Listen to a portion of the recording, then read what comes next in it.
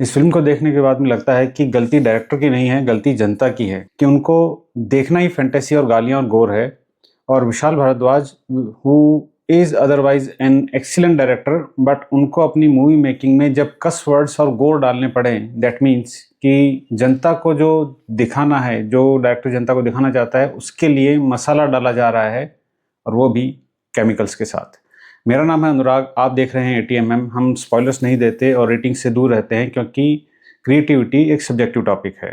बहरहाल बात करते हैं मूवी ओ रोमियो की। ओ रोमियो फिल्म क्लेम करती है कि ये किसी भी रियल इंसिडेंट से कोई नाता नहीं रखती, बट मुंबई के लोगों के अंदर ये चर्चा है कि ये फिल्म अदरवाइज हुसैन उस्तरा गैंगस्टर की लव स्टोरी पे बेस्ड है, क्योंकि इसकी स्टोरी भी हुसैन जैदी ने ही लिखी है। और अगर आप हुसैन जैदी की बुक्स देखेंगे then you will find it out that कि उन्होंने मुंबई अंडरवर्ल्ड और माफिया के बारे में बहुत सारी किताब लिखी हैं। ऐसा माना जाता है कि हुसैन जैदी की book mafia queens of Mumbai पे ये फिल्म आधारित है।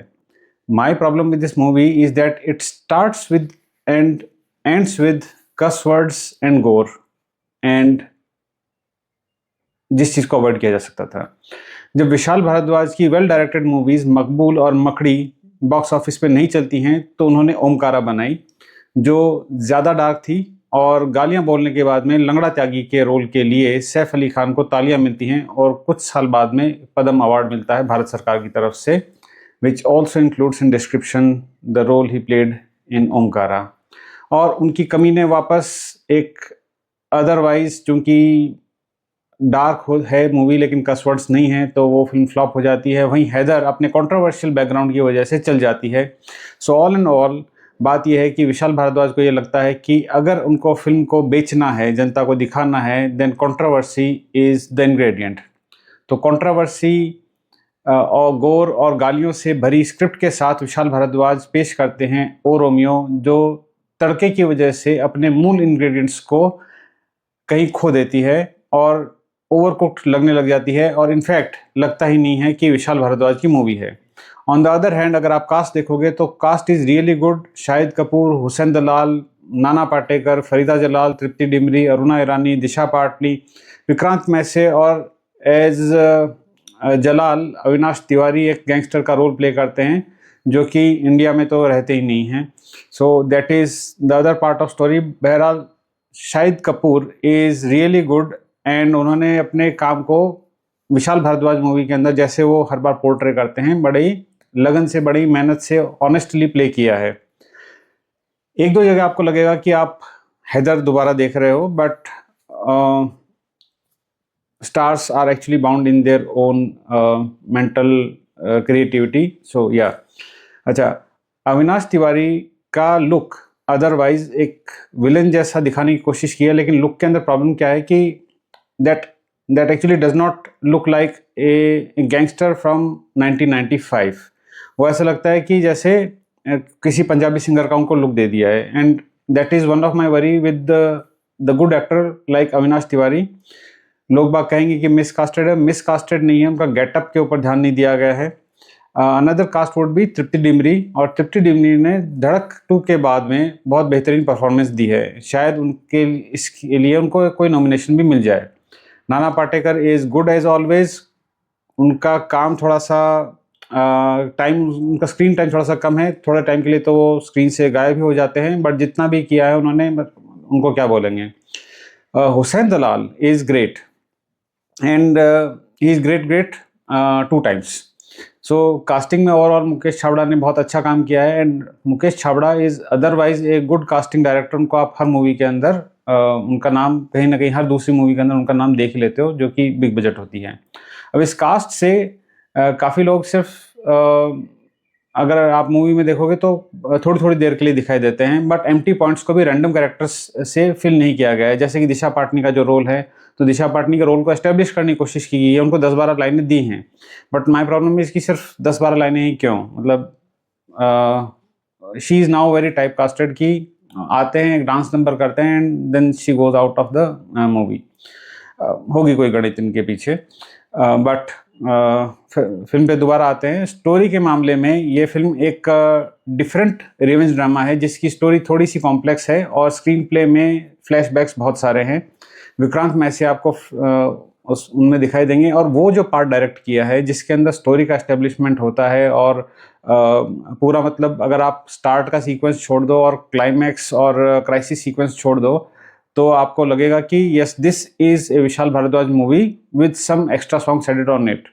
स्क्रीन प्ले का तो कुछ ऐसा है मौसी कि एक बार स्टोरी हाथ लग जाए तो स्क्रीन प्ले भी बन जाएगा। तो मौसी कहेगी कि हाय हाय कोई स्क्रीन प्ले राइटर ही नहीं है, तो जैक बोलेंगे कि अरे मौसी आप तो मेरे डायरेक्टर को गलत समझ रहे हो। अब जब स्क्रीन प्ले राइटिंग मुश्किल हो जाएगी तो किसी ना किसी का हाथ पकड़कर बैठा लेंगे। अब इसमें बेचारे विशाल का क्या कसूर। And this is what is happening with screen play के साथ बहुत गड़बड़ियां हैं इस फिल्म के अंदर। विशाल भारद्वाज और रोहन नरूला का स्क्रीन प्ले है एंड बहुत ही ऑफ बीट मीन्स बनाने के चक्कर में इस फिल्म के साथ बहुत नाइंसाफी करी गई है। और क्राइसिस सीक्वेंस और क्लाइमैक्स सीक्वेंस तो बहुत ही बकवास है। मतलब आपको देख के this actually I don't know how does Vishal Bhardwaj miss it कि अगर आपने फिल्म का क्राइसिस और क्लाइमैक्स अच्छा बना दिया तो जनता जब थिएटर छोड़ के बाहर जाएगी तो उस फिल्म के बारे में अच्छा सोचेगी। But that is not the case with this movie. And end का सीक्वेंस और जो स्टार्ट होती है मूवी उसके अंदर जब शाहिद कपूर की एंट्री दिखाते हैं वो भाई साहब वो लड़ रहे हैं 50-100 जनों से। मतलब हर बंदे को यहाँ पर ओल्ड बॉय ही बनानी है और हर बंदे को यहाँ पे गोर ही दिखाना है। I don't know why. And this is literally a sheer degradation of a good director because जनता वही देखना चाहती है इसलिए हम भी वही दिखा रहे हैं। I don't know what like Vishal Bhardwaj what are you doing. And उसके बाद में एक विशाल भारद्वाज का ट्रेडमार्क पिछले कुछ फिल्मों से आ गया है कि साहब उनको एक इन्फर्नल अफेयर्स मोमेंट उसके अंदर डालना होता है और वो इन्फर्नल अफेयर्स मोमेंट वो कहीं से भी उठा के लेके आते हैं डाल देते हैं ताकि वो फिल्म को आगे बढ़ा सकें। और ये उनकी स्क्रीन राइटिंग की बाउंडेशन दिखाता है, बाध्यता दिखाता है कि वो बंध गए हैं। This is all about the screen play. Cinematography बहुत अच्छी है, स्पेशली बरसात के 1-2 सीन हैं वो बहुत अच्छे हैं। बेन बर्नहार्ड का पीओवी हर जगह पे काम करता है और एक्शन सीन्स बहुत ही अच्छे से कैप्चर किए गए हैं। स्पेशली वो जो एक सीक्वेंस है जब शाहिद कपूर जाते हैं बरसात के अंदर, उनका सीक्वेंस है। I won't do a spoiler, so आप मूवी के अंदर देखोगे तो आपको अच्छा लगेगा। आर्ट डायरेक्शन हालांकि कमज़ोर है बिकॉज 1995 के मुंबई को दिखाया है और 1995 के मुंबई के अंदर जो बिरयानी की पैकेजिंग थी वो एल्यूमिनियम फॉइल कंटेनर्स में नहीं होती थी। दूसरी एक तृप्ति डिमरी जाते हैं एक होटल के अंदर बैठते तो जो बंदा आता है वो उनको एक लेमिनेटेड पेपर पकड़ाता है कि मेन्यू में आके आपको क्या चाहिए। उस टाइम पे ऐसा नहीं होता था, उस टाइम पे बोर्ड पे लिखा जाता था। सो आर्ट डायरेक्शन इसके अलावा भी बहुत सारी कमियां हैं। तो आप जब देखोगे मूवी तो आपको पता चलेगा कि क्या क्या है। बट हाँ डायलॉग्स के अंदर भी वो कमियां दिखती हैं, जैसे कि कोई कुछ बोलता है एंड देन आपको जो न्यू एज लैंग्वेजेस एंड जो न्यू एज कन्वर्सेशंस हैं वो उसके अंदर दिखाई देते हैं। एडिटिंग की है आरिफ शेख ने which is top notch. J cut, L cut और 2-1 जगह पे फेड आउट्स यूज़ किए हैं, वो बहुत अच्छे यूज़ किए हैं। और अगर 2-3 गानों को और डायरेक्टर के विजन को छोड़ दें कि भाई इतनी मूवी को खींचना है तो editing otherwise technically is very good. इस मूवी की स्टोरी थोड़ी कॉम्प्लिकेटेड है और ऐसा जानबूझ के किया गया है बिकॉज ये विशाल भारद्वाज का ट्रेडमार्क है। Because he actually do it in cuts from the current stream line he goes to flashback, comes back again and ऐसा वो हम हमेशा दिखाते हैं ताकि जनता को थोड़ी थोड़ी देर बाद में कुछ रश मिलता रहे। They should stay in the movie. अब डायरेक्शन की बात करते हैं जिसके चक्कर में सब कुछ मेन उठापटक हुई है। So direction is technically good.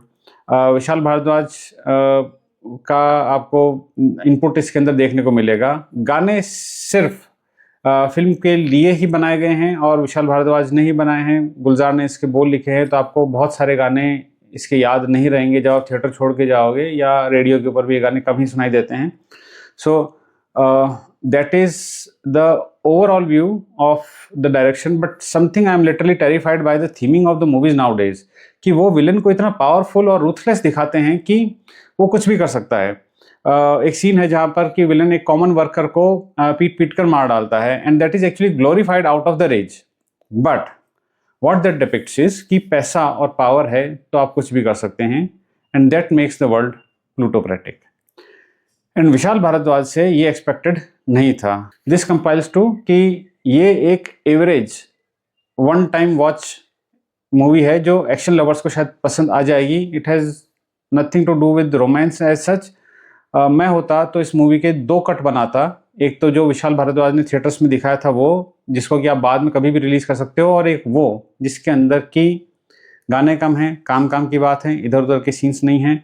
I guess इस मूवी की लेंथ इसकी काफ़ी बड़ी प्रॉब्लम है, और over dramatic crisis and climax sequences are good in action but again they are over dramatic, and जनता को इतना ड्रामा नहीं पसंद आता है. एंड बिकॉज ऑफ दैट चीज़ें प्रेडिक्टेबल होती जाती हैं, एंड बहुत आराम से भी हो जाता है. मतलब सब कुछ आपको लगता है कि अच्छा एक सीक्वेंस है, उसके बाद में आपको लगता है कि अरे लाइटें तो ऑन ही नहीं हुई, अगर डायरेक्टर को इसको यहीं पे छोड़ना था. एंड देन समथिंग हैपन्स, आपको लगेगा कि अरे यार ये क्या है, मतलब, और फिर आपको लगेगा कि ठीक है अब हम क्या देखने वाले हैं, अब हमको सब पता है. एंड बिकॉज ऑफ दैट आप जब थिएटर से बाहर निकलेंगे तो आपको बहुत ही मिक्स्ड सी फीलिंग होएगी, जो कि टुवर्ड्स बोरिंग एंड नेगेटिव ज़्यादा हो सकती हैं. तो अगर आपको एक्शन ड्रामा पसंद है तो this is just an average watch for one time, but censorship का ध्यान रखिए. So yes, this is basically it.